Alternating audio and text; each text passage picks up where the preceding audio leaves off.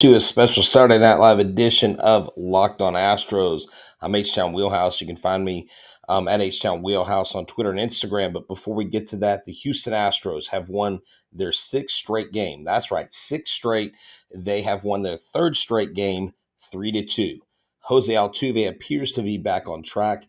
Yuli will get a rest day tomorrow to work on some mechanical things. We'll talk about that later, but we're going to focus on the pitching, the win streak, and how they're getting it done. Thank you for tuning in. I'm Htown Wheelhouse. Let's get this thing started. Hello and welcome to Locked On Astros, your daily Astros podcast. Here are your hosts, Eric the Man Heisman and Brett Htown Wheelhouse Chansey.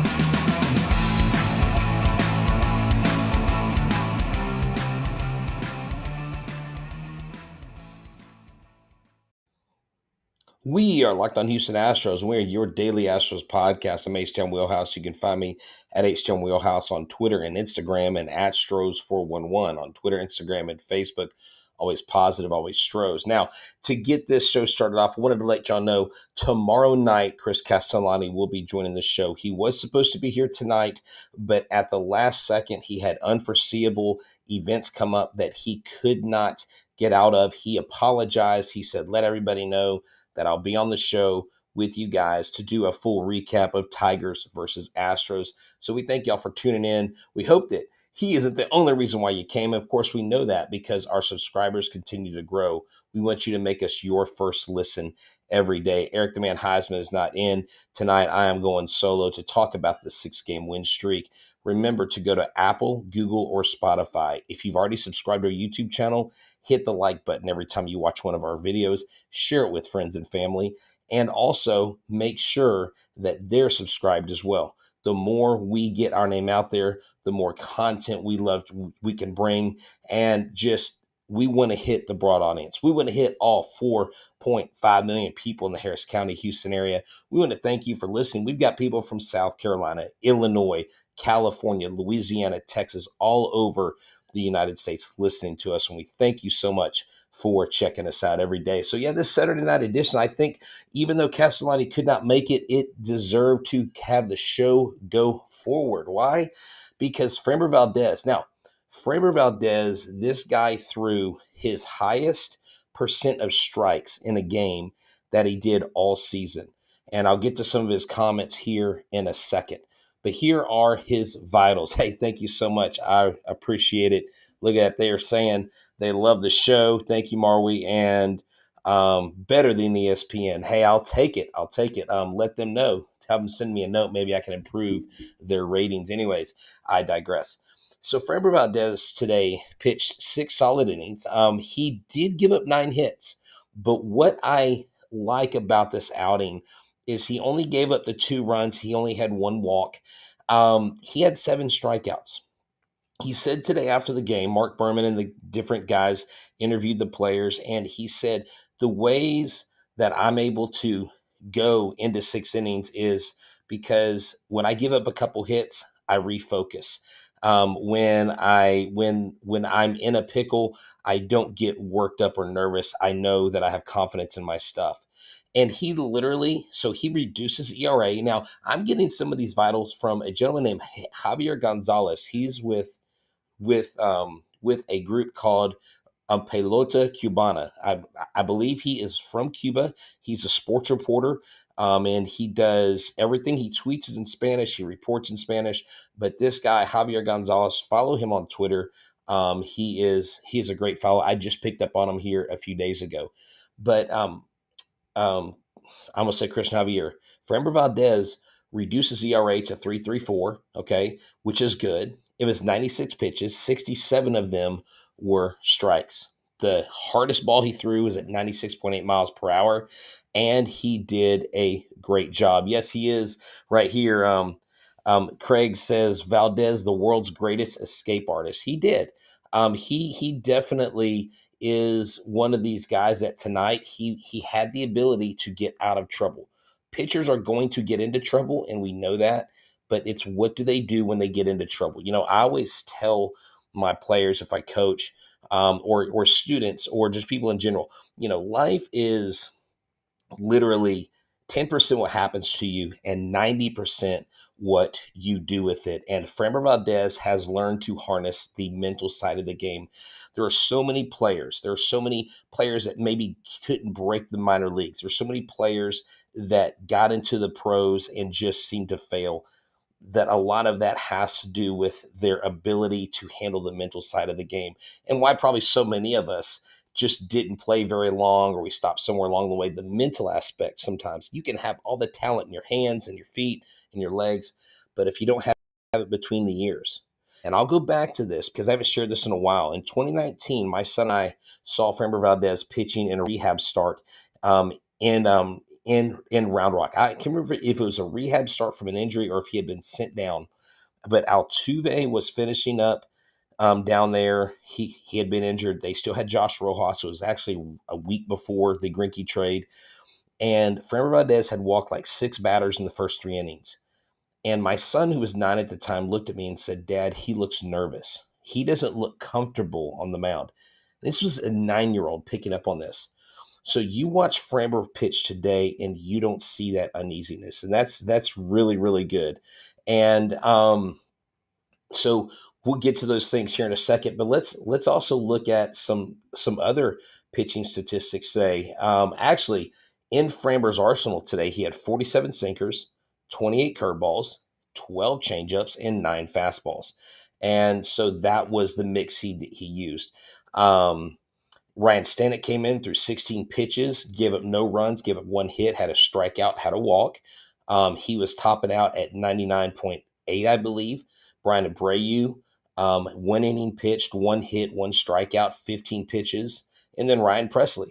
Ryan Presley gets out there, and good for him getting back out on the mound and getting a clean inning and not giving up a game-tying home run or not blowing a save and going out there and doing the job. That was that pitch that he gave up the other night where the Astros eventually won, was a heartbreaker because you cheer for a guy like Ryan Presley. Yes, Mr. Garcia, we will actually get to Yuli here in a second after we come out of our second break, but I really want to focus on the pitching. When you look at the Astros, when you look at their leaderboard and you look at their strikeouts per 9, let me tell you, he didn't pitch today, but Rafael Montero right now is my MVP of this staff. This guy is absolutely pitching out of his mind.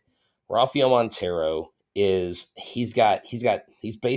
3 saves. He has 1 win, 12 innings pitched. Get this, 12.41 Ks per 9 innings, only 2 walks per 9 innings, 0.73 home runs, a BABIP of 269, an xERA of 270, and an xFIP of 170, a WAR of 0.3. Now, you may be like, well, WAR 0.3.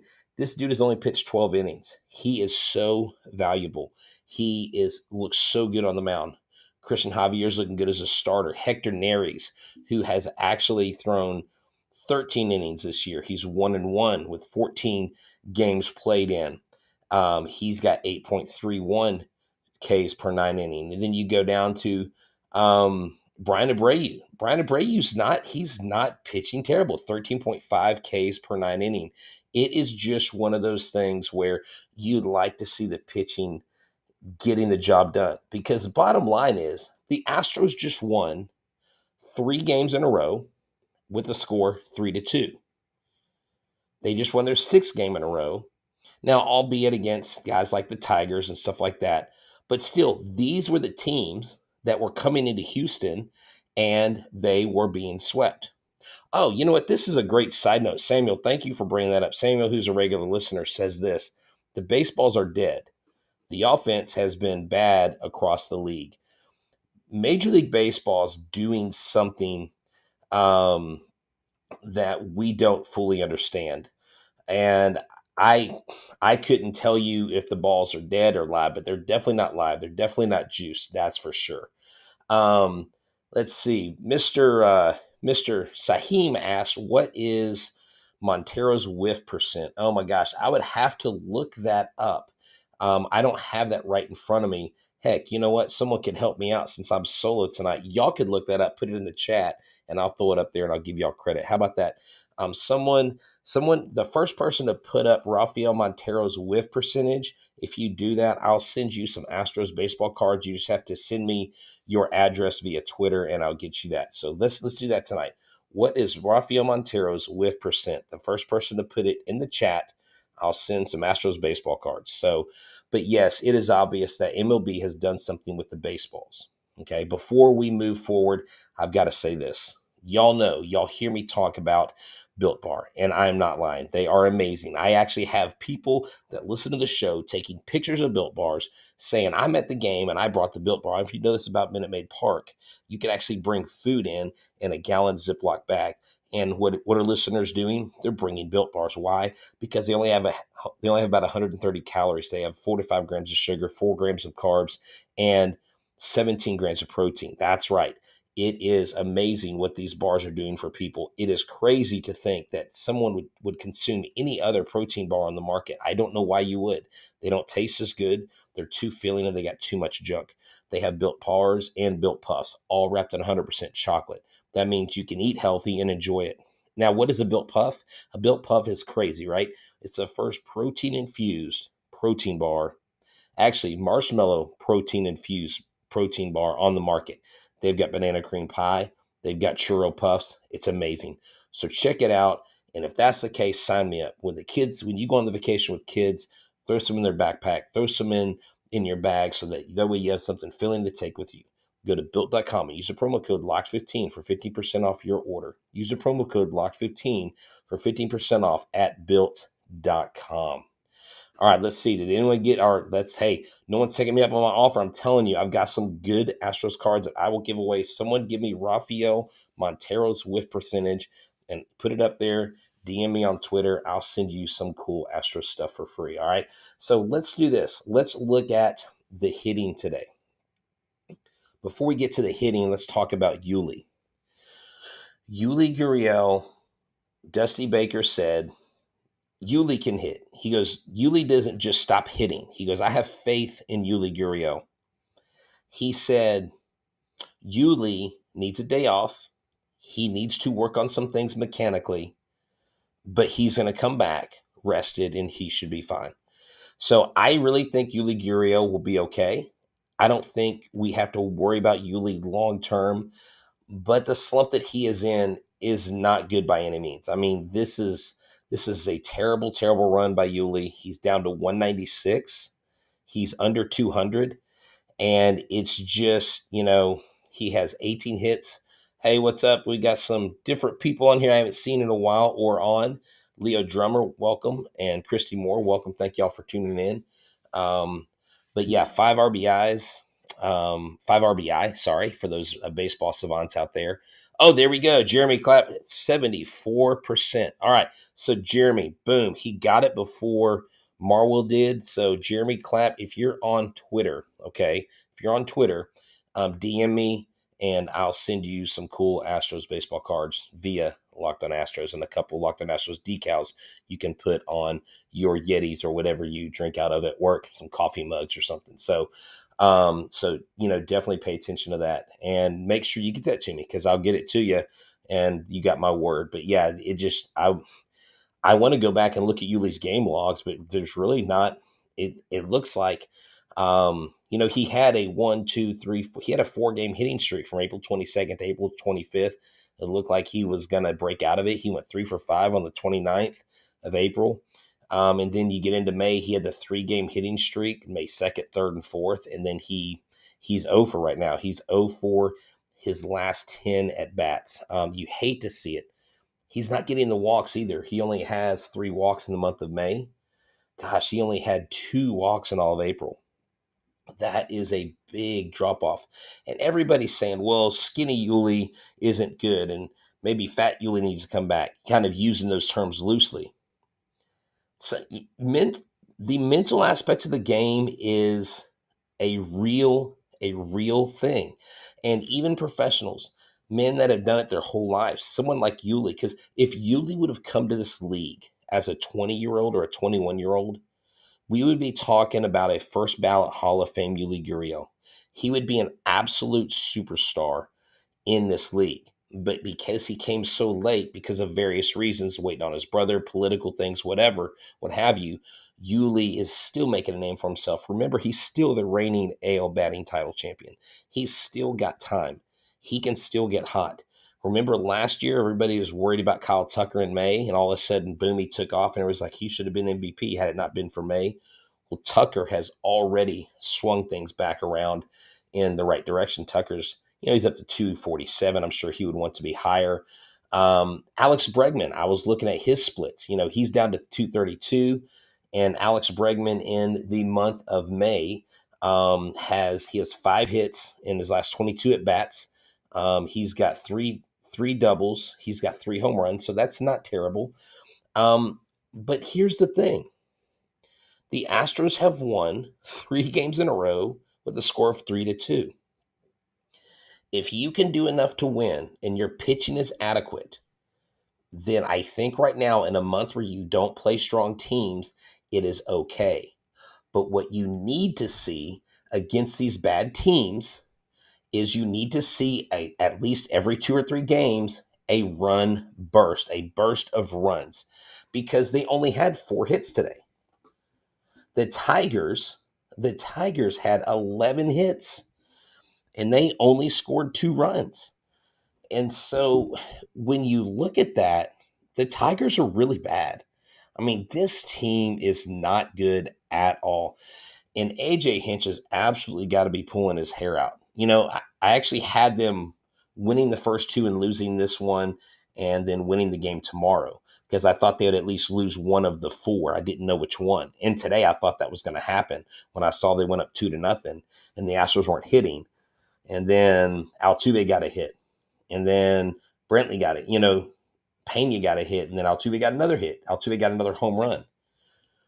Brantley, of all things, got a triple. Yes, tons of bloopers. They just aren't a good team all around. Fielding, hitting, pitching, and when things aren't going bad, when things aren't going good, things continue to go bad and they spiral. But hey, it's like Mr. Corona says here. Great comment here on the show. He says, pardon me. He says this. Get up here. Nope, that's not the right one. All right, this is tough doing it solo sometimes. At least they are taking these bottom feeders seriously, unlike last year. Yeah, it did seem.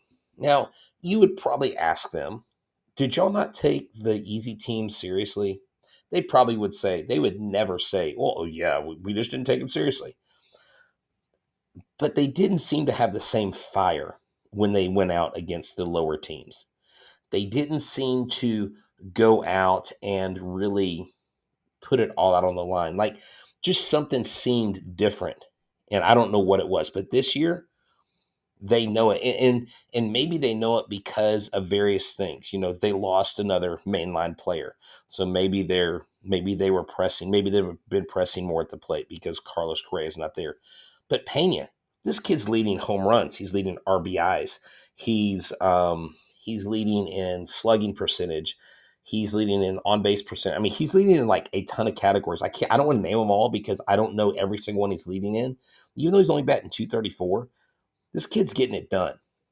This kid's getting it done.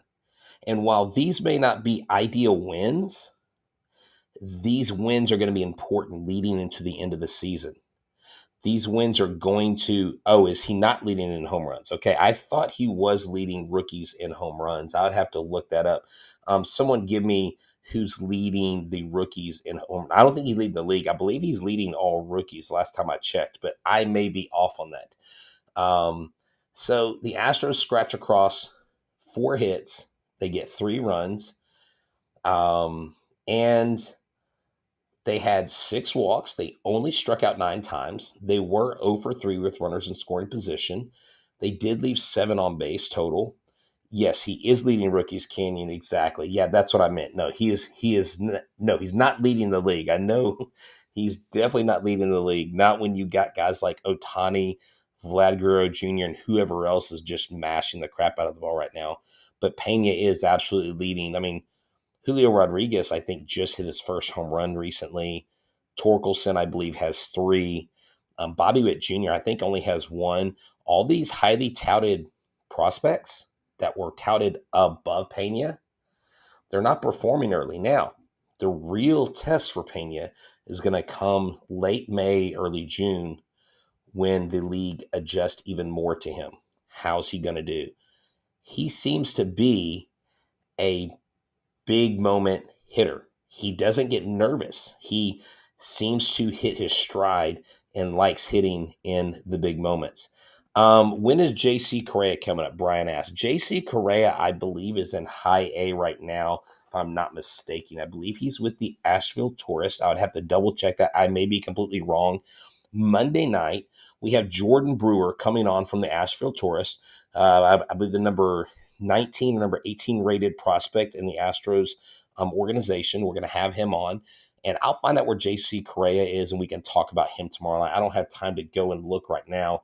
That wouldn't make for a great show. But let me just share this with you. One more thing. If you are into sports betting and you like to know the odds, the numbers first, you need to go to betonline.net, your number one source for all betting stats and sports info.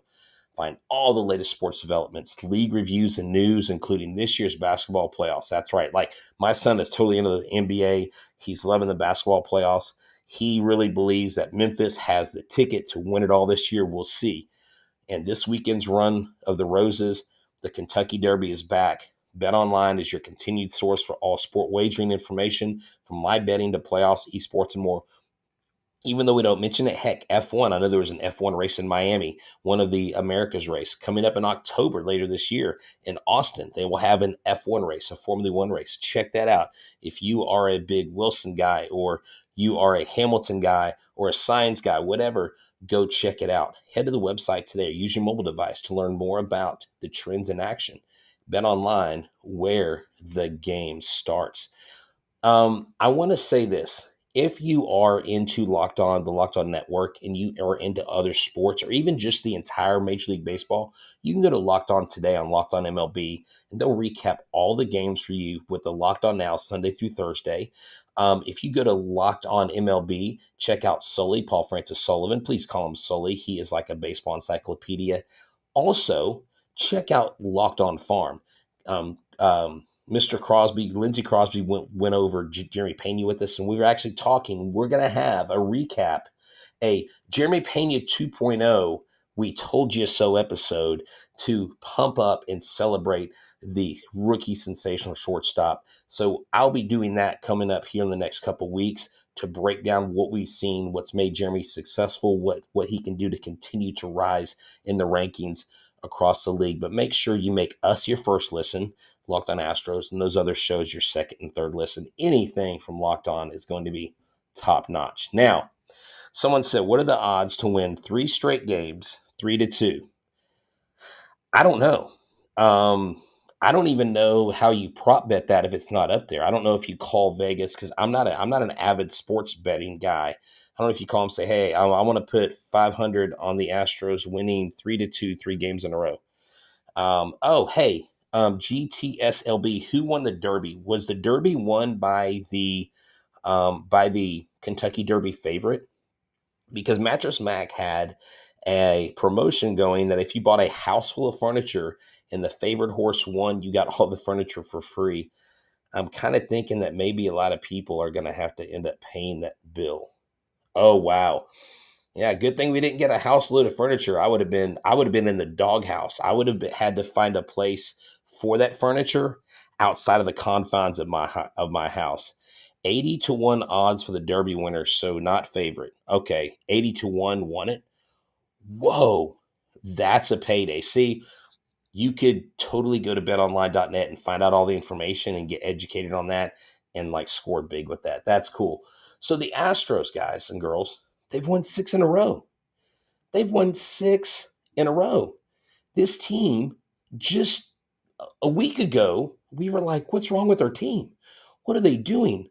You know, what's happening to this team? Where are they going? Are they this bad? Are the Astros not that good anymore? And oh my gosh, This team is just looking really good right now. And gosh dang it, if the Angels aren't still winning, but here's the deal. Even though the Angels are still winning, Houston is 17-11. Guess who? The Angels are 18-10. We are right on their heels. The Astros haven't even been playing their best ball. Would y'all agree with me? Have the Astros been playing their absolute best ball? I don't think they have. I think they've got a lot better ball in them to play. If we get to 12 in a row, do you think national media will finally give us a shout out? Look, you know what? Here's the deal. James, I'll answer your question here in a second. I want to tackle this. I've had some friends. Now, we've had Robert Flores on here, and I just want to say this. Robert Flores is a phenomenal guy. He's a Houston guy. And I know some people think, oh, well, he's a Houston guy, but he talks more about the other teams. I mean, MLB Network's got to cover everybody, and we know who their favorites are going to be. It's going to be Ohtani and Trout. It's going to be Judge and Stanton. It's going to be Lindor and Steve Cohen. You know what I'm saying? It's going to be Don Mattingly and the Marlins. It's going to be, certain people. It's going to be, and I can't think of his name, the kid from Korea that is with the Cubs now. I mean, they're going to go with the hot names. They'll talk about Jordan, but you're not going to get the national media buzz that we think we deserve. If we get to 7 in a row, we better. I want to tackle this question. Do you think Peña is going to be better than Correa? Ooh, I don't know. Here's the thing. Here's a problem. Now, if you haven't watched my episode that I did with Lindsey Crosby on Jeremy Peña, we talk about his projectability, his ceiling, and his floor. And his ceiling is perennial all-star, gold glove, MVP type candidate, 25, 30 home run. Like seriously, like go listen to the ceiling that Lindsey Crosby, who analyzes all these prospects, gives him, and then his floor. And we think he's going to be somewhere in between that. It's hard to say right now for a kid that's 24, just getting into the league, if he's going to be better than someone who just won the platinum glove and the gold glove in the same season. You know what I'm saying? Someone who is a clutch postseason RBI producer, a person who takes on a team and becomes a captain from his years of maturity with that team. Time will tell that story, but it's like we've always said, and I don't think you're trying to say this. We don't need Jeremy Peña to be Correa. We need Jeremy Peña to be the best Jeremy Peña he can be. There must have been something they saw in him, and we're seeing it, that they would let Carlos Correa, platinum glove winner, walk, and they would bring in Peña. Some people say it's dollars and cents, and they didn't want to pay him. That's fine. But if they thought that Correa was their only shot to get this until someone else came through, you got to realize since they drafted Correa, they've drafted a lot of shortstops. And yes, to talk about winning and losing, Samuel brings up right here, the Mariners keep losing. They were pretenders, not contenders. I tried to tell the Mariners people that the first time they went on that 20, they were like 23-4 or 23-5 in the 27 game stretch a couple years ago. The Mariners are never a complete team. They had this pinned letter about how they were going to see us rise and we're pissed and F this and blank that and blah, blah, and they were cussing mad. And, that's what this team has over the Angels, period. Playoff experience, veterans who have been through the war, who have been in the trenches.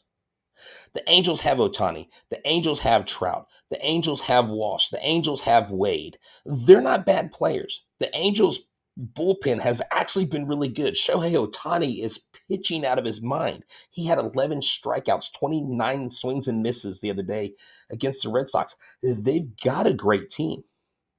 The Mariners have good role players. J.P. Crawford's hitting out of his mind. Ty France is trying to be an MVP. Their pitching is suspect at best. And so this team, this Astros team that nobody's talking about, has Justin Verlander, a 39-year-old coming back from Tommy John, looks like an absolute Cy Young winner. If he is not leading in the Cy Young conversation, then the people that are smoking the wacky weed need to get off of that stuff, because Justin Verlander is, in fact, the best pitcher right now in the American League. And why do I say that? Because he's 39, because he's coming off Tommy John, and he should, by all meaning, he should be undefeated. Every one of his pitching starts should have been a win. He didn't get run support in some of them, but he has lately. And if this offense can put up 3 or 4 runs, I'll take it. And we haven't even seen Lance McCullers yet, Danny mentions. We haven't seen Lance McCullers. Imagine a rested, healthy Lance McCullers. Imagine a late season Hunter Brown. Imagine the surprise showing and emergence of Forrest Whitley. I mean, guys, it's like we are in this lab and we have these evil scientists that are brewing up this team that everybody thinks we're just falling by the wayside. Oh, look, they lost Springer. Oh, look, they lost Correa. Oh, look, they don't even have Cole anymore. Oh, look, they lost Brent Strom. Well, you know what? Our pitching is still bad A. I can't say certain things. I don't want to have to put a certain label on this episode. But the pitching, and don't forget about, that's right, Jake Myers. Jake Myers, when he comes back, what's he going to do? Guys, Chas McCormick has made a case to be the everyday center fielder. Siri gets a spot start here and there, but Chas McCormick should absolutely be playing center field until Jake Myers comes back. We'll yet to see how Myers comes back off of a shoulder surgery, a pretty serious shoulder surgery. Can you imagine a healthy platoon of Chas and Myers both producing? I mean, Siri is the 5th outfielder. I don't know. I think during trade time, one of those guys is going to be on the trading block if they are in the trade market. Goodrum probably will be on the trade market. I don't know. But Chas has absolutely earned his spots. And like Sam says here, got some good points tonight. Whitley and Brown could be great weapons out of the pen late in the year. And, hey, you know what? And Pedro Leon has been crushing lately. He had a slow start. He's been killing it. Now, he is the center fielder of the future. I've had people that are connected with the Astros organization that tell me that he is the one that they're eyeing for their future center field position. And I am just sitting here thinking, wow. See, oh ye of little faith, don't make me preach tonight, because I will. Because I'm actually, I was a youth pastor for almost 20 years, and I'll preach. I'll get on a soapbox. And my message will be heard twice on Sunday and once on Wednesday, every day of the week, if it needs to. But the Houston Astros have not taken the step back or regressed the way that everybody claims that they thought they had. This team is going to be a force for the next 4 seasons minimum. I said minimum. It's 2022. We could be talking in 2028 about how this team is still contending for an ALCS. I'm not even lying. Y'all think I'm playing here. I'm not. How many of these guys in the major league level, Framber, Luis, McCormick, Peña, how many of these guys were national media superstars when they got signed? How many people are like, oh my God, they got this kid, Framber Valdez. He's a diamond in the rough. Luis Garcia, he's going to be a great... Guys, we got Alex Santos in the wings. Alex freaking Santos, the best pitcher to come out of New York in 20 years. I mean, we've got Hunter Brown. We've got Tyler Brown. Have you heard of him? Tyler Brown is a stud. We've got other pitchers. We've got Sean Dubin, who hasn't even seen the major leagues yet, but he will. We've got Pete Solomon, who's got great potential to be in the major leagues. All of this is predicated on what they do in the front office. And I'm going to kind of wrap things up here. Sam, I disagree with you a little bit on Dubin and Solomon. They've held them out of they've held Dubin out of Rule 5, but we'll see. That would be a good minor league topic. And I'm working on some minor league stuff right now that we'll be putting out here in a few weeks. You're right. The scouting for this team is phenomenal. And people that I know that are connected to Jim Crane have said this. Jim Crane puts smart people in the right position to do the right things. And therefore, they build this system with the right people. They have the great instructors hitting and pitching at all levels. These pitchers, every one of these players I've interviewed have talked about the amount of information they have. And the Astros say, here's your information. Use as much of it as you can. If you need help going through it, we'll help break it down. Make yourself better. And you know what? They all seem to get better. What do you notice that happens to players that came up through our minor league system when we trade? What do? They actually do really well. And that's a testament to the Houston Astros. Corey Lee is going to be your catcher of the future. Corey Lee's bat, I think, has been a little bit puzzling this year because he has flashes of power and gets hits here and there. From what I understand, his defense has come around, and he defensively is not necessarily missing anything. But the value of the defensive catcher right now is so high that even though Castro's batting 77, Maldonado's batting 085, they're still going to be on this team. They're still going to be getting at bats. Paperiski may come up. I don't know what trade value he would hold, but you may see Pap come up before you see Corey Lee. But there's all kinds of things. Now, let's look at this. Let's look at the league. Okay, let's look at the league and see who is doing what right now. So leading the AL West, the Angels 18-10. We are just one game behind them at 17-11. The Twins are 17-11. Carlos Correa will be out for a couple weeks. I haven't gotten the update on his injury. He tweeted out, "Thank you, Lord." So I'm thinking maybe it's not a dislocated fracture. He'll only be out 2 to 3 weeks. And then the Yankees are 18-7. The Yankees won like 11 in a row. The Tampa Bay Rays are 17-10. The Blue Jays are 17-12. So you got your contenders right there.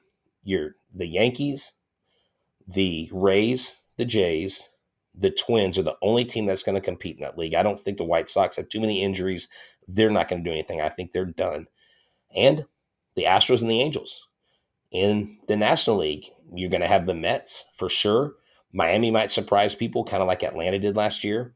Milwaukee, St. Louis, and then the New York Mets. The New York Mets are a team that could surprise some people. You know what's crazy? The Pittsburgh Pirates are only 5 games under 500. I thought they didn't have that many wins. Anyways, I digress. And I know the Mets haven't really played anyone, but they have a team that has a lot of potential. I know, I believe DeGrom is out with the injury, so that's kind of a blow. Scherzer's on that team, but they still have a potential to do something just because they are who they are. I think out of the National League, the Dodgers are the absolute best team in the National League. And although the National League may not be great, the teams that are great are very good. The Dodgers' run differential is insane. Clayton Kershaw's pitching out of his mind right now, and if he stays healthy, that's going to be a dangerous team. That to me will be the team. Them in Milwaukee. Those are my 2 teams I'm going to pick for the NLCS. Them in Milwaukee will be in the NLCS. I'm still picking the Astros ALCS.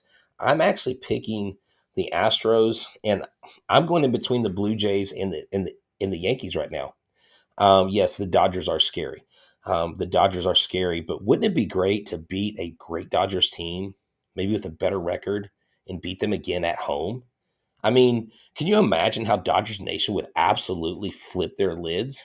It would be worth it. I mean, I think we could all move on to the next life after that. We're like, okay, life's complete. We beat them without the trash can or whatever excuse you want to make. Great 2020 60-game win season. Good job. Go to I9 Sports, get a participation trophy. I don't care. But the Astros absolutely really, there are so many reasons why they need to win in 2022. A, they got to get this monkey off their back. B, they need to win it for Dusty Baker and 2,000 wins. Oh, and I almost forgot to mention this, and I want to mention this before I go because we're at 39 minutes. I really got to cut it off here in a couple. We got like 45 of y'all watching. If you're watching, please, everybody, hit the like button, subscribe to our YouTube channel, share it with 3 or 4 friends. I'm Htown Wheelhouse. I'm actually sitting in. Solo was going to have Chris Castellani. If you saw his picture up there and maybe you weren't here when I explained, something came up, an emergency came up, unforeseeable circumstances, he's going to be on the show with Eric and I tomorrow night to break down the Tigers Astros series. Hopefully, we're talking sweep, but um, a, a milestone happened today. Excuse me, at Minute Maid. Miguel Cabrerra, 3,000 hits, 600 doubles, 500 home runs. This dude, all he does is hit. All he does is win. I mean, what more do you want?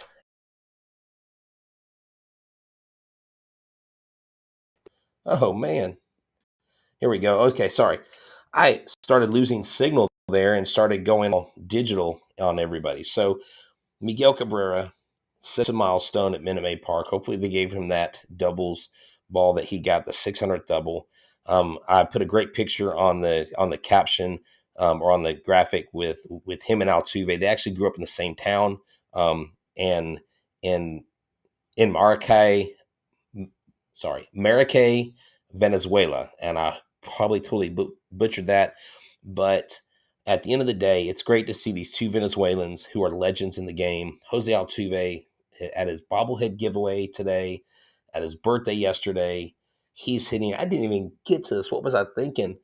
Jose Altuve, he is 11 for his last 24. He's batting 324 in the season. Gosh, he's looking good. He looks like the Jose Altuve we all love to watch, having fun, play the game.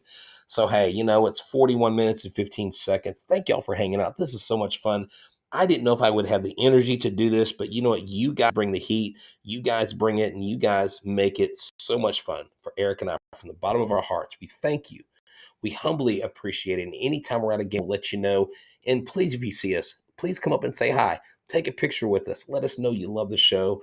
And know that we couldn't do this without you, Locked on Astros Nation. Y'all have a good one. Sleep tight and make sure that you celebrate your wives and your mothers, your sisters, everyone in your life that it has a motherly role in your life. Even someone who may not be, maybe an aunt who took care of you that you called her mom growing up. Just tell them how special they are and thank them and tell God thank you for the wonderful mothers out there. Thank you for everything you've given us. Without them, we wouldn't be here. So y'all have a great one. And I'm Htown Wheelhouse. This has been a joy, a pleasure. Loved hanging out with you. Y'all have a good evening and go Stros.